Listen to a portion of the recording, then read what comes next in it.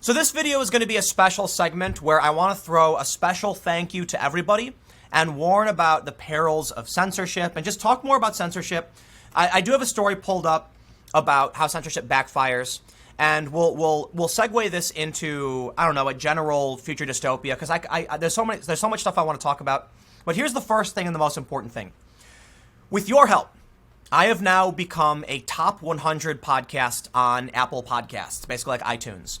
I am ranked 73, I believe. So what we're looking at right here is this is from 50 to 100 Apple Podcasts on Chartable. We've got at 51, you have Jay Shetty, On Purpose with Jay Shetty. He's fallen a little bit. We're going to scroll down here, and I'm going to show you what you guys have helped accomplish. You know, I can't do it without your help, and this to me is a bigger deal than YouTube. But number 73 is the Tim Pool Daily Show. The Tim Pool Daily Show brings you breaking news from around the world and commentary on top news topics in the culture war, politics, and global conflict. Number 73, a top 100 podcast. I couldn't have done it without you. I've said in the past few videos that all of this content you're hearing is available as a podcast. So if you want to check it out, it's on Apple, it's on Google. The reason this is important is that it's not just a special thank you to the success of the show, but I want to make sure that my content exists on as many platforms as possible. I am doing really well on YouTube. You guys watch my content. You apparently are interested in it, and thus YouTube recommends me in certain ways. But here's what's scary. Recently, we learned through a Project Veritas leak that my channel, Dave Rubin, PragerU, others, have been removed for the most part from suggested videos. That means when you watch a video on YouTube where, 90+% of my viewership is, at the end of that video, they'll suggest something. They no longer suggest my content. On the homepage, they do. But this ultimately means that even though my channels are growing and succeeding, YouTube has essentially taken a whack at, one of the wheels of my vehicle to kind of, slow things down. Because of this, I rely on you guys to share content, and I ask you to do it. If you think I deserve it, then please share it. I think this is step one. Look, 2020 is coming up, and they're not going to stop with conservatives. They're going to go after anybody who dare oppose them. So I will say one more time, it really does mean a lot to me. I woke up and I saw an email that said, congratulations, you broke the top 100. And I just that means a lot to me. I guess I'm successful. Top 100 podcast. Apparently it's a big deal. It doesn't mean too much. It means that there's like a massive growth in the show. So I'll leave it there. It's just you guys, your support has made me feel like what I do is worth it. But here's what I'm concerned about. And here's what scares me. We'll talk about censorship now. Twitter recently announced that they're going to allow tweets that break the rules to stay up from people if it's in the public interest. For the most part, politicians. I believe it's exclusively politicians. I could be wrong. They explained that if Trump breaks the rules, they will show a note saying this tweet breaks the rules, but we'll leave it up because it's publicly valuable. Think about what that means for our future, and think about what YouTube is doing to my channel and Dave Rubin's. So my recommendations, like general recommendations, are up. But my views are up. My subscribers are up. My suggestions are down. It doesn't mean that it might not be political bias. I believe it very well could be. I believe it's because of smear campaigns and attacks. But what both of these things represent is a cutoff point. What YouTube and Twitter have basically said is that people who have succeeded from this point on will be allowed to continue, but no one else will. Think about it. I have enough prominence, now with your help being a top podcast on iTunes, to tell people, subscribe, follow me on other platforms. That prevents them from just straight up unpersoning my account and erasing me. What Twitter announced is basically this. Imagine if you tweet identical things to Donald Trump. Donald Trump tweets something. He's the president.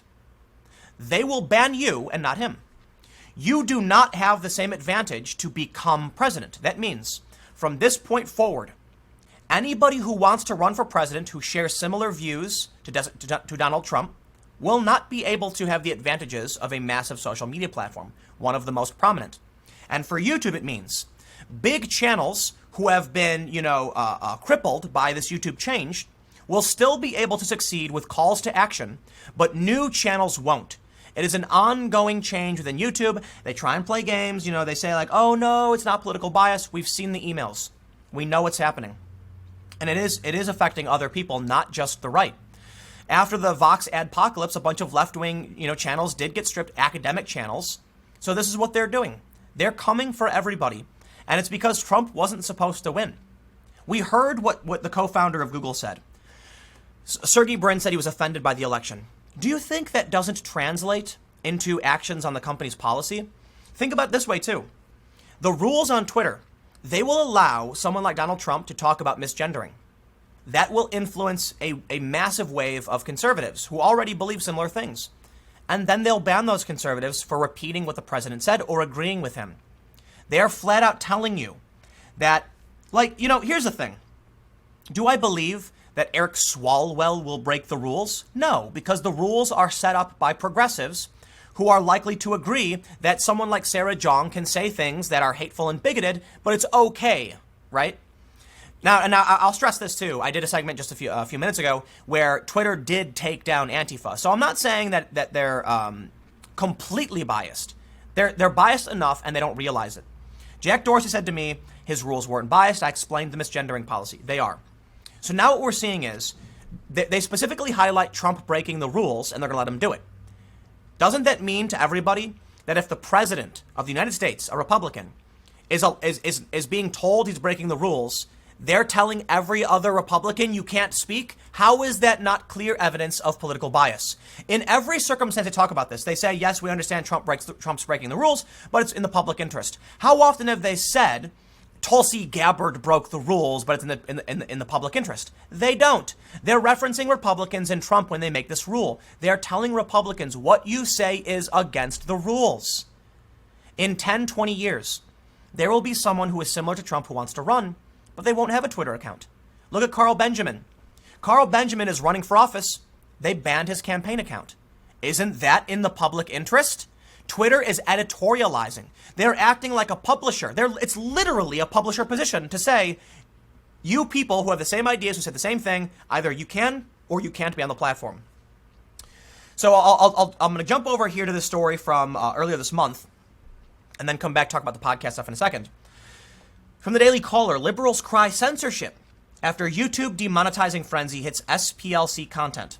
This is from Max Blumenthal, who said, in YouTube's political purge, my video report for the Southern Poverty Law Center exposing a guy they don't like. We'll leave it there. I don't want to get too much into detail. This purge has already gone well beyond its stated aim. It's a carpet bombing style censorship. And that's how I framed it. YouTube isn't just going after conservatives. And this is why I want to highlight this. And it's also why I want to explain why it's so important that you guys follow me at minds.com/Timcast. Follow minds.com/Subverse, MINDS. I am trying to make sure I am on all platforms. I'm definitely going to make sure the focus is on YouTube. Don't get me wrong. But we do have to make sure our eggs aren't all in one basket. What the establishment is doing is getting rid of anybody who opposes the corporate machine. That includes people on the left who oppose war. It includes people like Tulsi Gabbard. We have seen many left-wing personalities suspended, censored, or otherwise. Here's some important context. When Project Veritas revealed information on Pinterest censoring conservatives, it wasn't in his focus. I wish it was, but the anti-media was included in that purge as well. They are a left-wing, progressive, anti-war outlet. They're small activists, a small activist organization that challenges U.S. war overseas. Why were they banned? They're woke. It's because the establishment is pro-war, and they use wokeness as a cudgel to take out people who oppose them. Why? Trump's base, mostly anti-war. Anti-war media left, ban them all. Here's the thing. Republicans have done a good job of circling the wagons to protect themselves. But the left isn't going to defend the small group of anti-war activists on the left. So it does predominantly affect the conservatives. In the end, what needs to happen is existence on other platforms.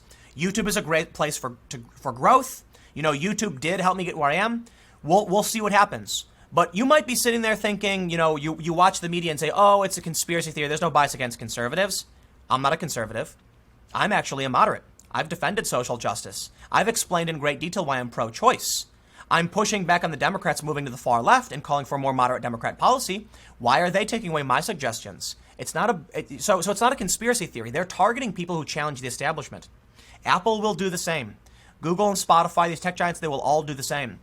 But for the time being, I will diversify. The goal of this video, thank you all so much for following my podcast, following my content, supporting me. You can support me at timcast.com/donate. I guess the main point of this video is I woke up and I feel like what I'm doing matters. When I see this is success, right? Apple might remove me at some point, but there's a lot of people in front of me, and that's why I'm willing to defend their right to free speech, because I know first they come for them, then they come for me, etc. With your support on all these different platforms, it's making a difference, and it's securing my ability to do the work that I do. To everybody who donates through my website, timcast.com/donate, I want you to know that you are providing the safety net that should my channel get purged or demonetized, I can still do the work that I do. So again, thank you all so much. Thank you times 1,000, whatever. And for those that aren't familiar, it's the Tim Pool Daily Show on all podcast platforms, basically. I'm pretty sure most, I don't know. It's on Google, Spotify, iTunes, and a bunch of others. And because you guys have subscribed, I know many people have asked for it, you have now put me in a position where I'm in a top 100 podcast. So I guess that's a great thing. It matters. Thank you all so much. I will see you tomorrow at 10 a.m. At youtube.com/TimCastNews or every day at 6:30 p.m.